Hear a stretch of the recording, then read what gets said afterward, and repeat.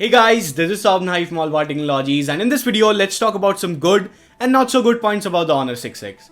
So without wasting any more time, let's begin. The first thing you notice in any device is its looks and design. So Honor 6X is a nice looking device with aluminum at the back. It has this really nice curves at both the sides which makes it feel amazing and very comfortable in hand. But the cameras I should say, which I'll talk about later, sticks out a little bit, so there is a risk of damaging the camera module. Didn't happen to me, but that's a thing you should take care of. Now coming to the front, it's having a 5.5 inch 1080p IPS display, which is really good, and viewing angles, outdoor visibility is also very nice. No complaints there. Nice thing is it comes with the screen protector out of the box, but one thing I want to mention is it comes with a 2.5D curved glass, and it feels a little bit sharp at the edges due to the screen protector, but not a big deal to me. At the bottom of the device, you get the micro USB port for charging as well as data syncing. No USB Type-C though. Besides that, there is a speaker and the speaker output is not loud. It's very tinny and the audio quality is also not that great. Same case with the headphone jack, which is on the top of the device and output is not that loud, so do keep a note of that. There's no IR blaster if you are interested in that. Now let's talk about the dual cameras of the Honor 6X, which is surely one of the reasons why you will get this device. Now you might have heard from people that this device has got the best cameras in this price segment. And yes, they are not wrong, but it's not just about the image quality, but also the features that you get with it. So at the back, it has a 12 megapixel camera, and below that, there is a secondary 2 megapixel camera with which you get the bokeh effect. You can choose the aperture before clicking the picture, or you can also change it afterwards if you want to. But the pictures taken with this effect looks artificial. It doesn't look as good as the pictures taken by a DSLR if you're thinking that. But if you like this kind of effect, it's cool to have it.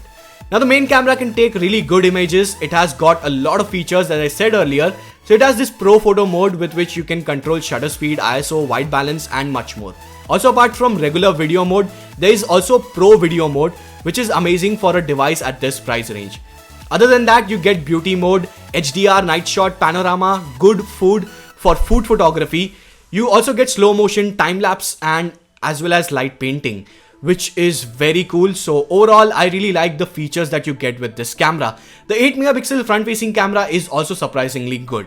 Now the video footage from the camera is not stable as you can see because of lack of any kind of stabilization. And it only records in 1080p, no 4K video recording is present, which is very disappointing. So overall for photos, it is a really good camera and one of the best in this price segment. But for videos, you might have to look somewhere else. Now let's talk about the performance of the Honor 6X. It packs Huawei's own Kirin 655 octa-core processor. The model that I have here is the 3GB RAM with 32GB storage variant. And the performance was amazing as you would expect from a 2017 device. Most of the time RAM management was great, but sometimes it tends to reload the applications. It might get solved with the software updates, but just keep a note of that. Coming to the SIM slot, if you want, you can expand the storage, but do remember it's a hybrid slot. And also keep a note that second SIM slot only supports 2G, which is very disappointing.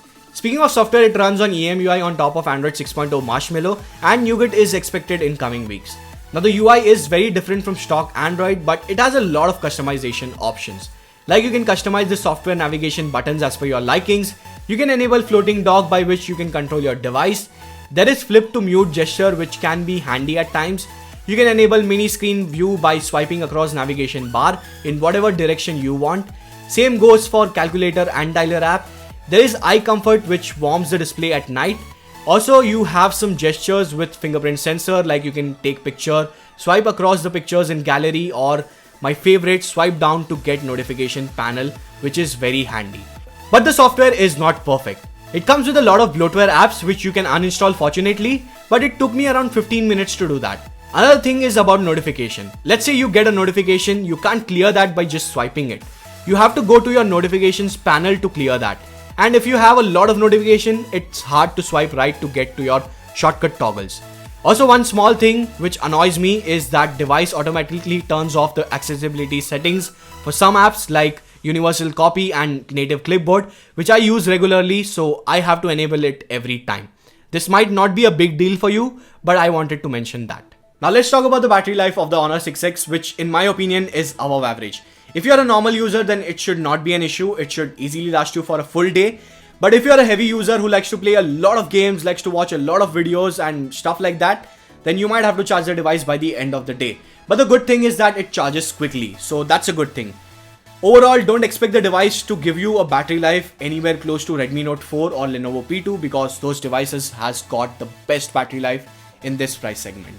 Now the fingerprint sensor on this device is present at the back side and it's very fast and accurate with some useful gestures as I have mentioned earlier. So should you buy this device over Redmi Note 4 or any other devices in this price segment? My answer is yes, you should buy this device if you want good cameras with some good features. Apart from it, you get good design and good display, and overall it's a good device. So it's all up to you now. If you're interested in buying this device, links are there in the description box, so do use my link, that will help out the channel. And if you're new to the channel, then definitely hit that red subscribe button because I will come up with such awesome videos for you guys. And I make a lot of videos on other gadgets, so make sure you subscribe so that you don't miss out. And yes, please hit that bell icon so that you get notified because that is very important. Because only then you will watch the videos. So please hit that bell icon and make sure you give this video a thumbs up and let's aim for 999 likes at least on this video. Make sure to follow me on all my social media networks. Links are there in the description box. This is Saurabh from AllAboutTechnologies. Thank you guys for watching. Bye.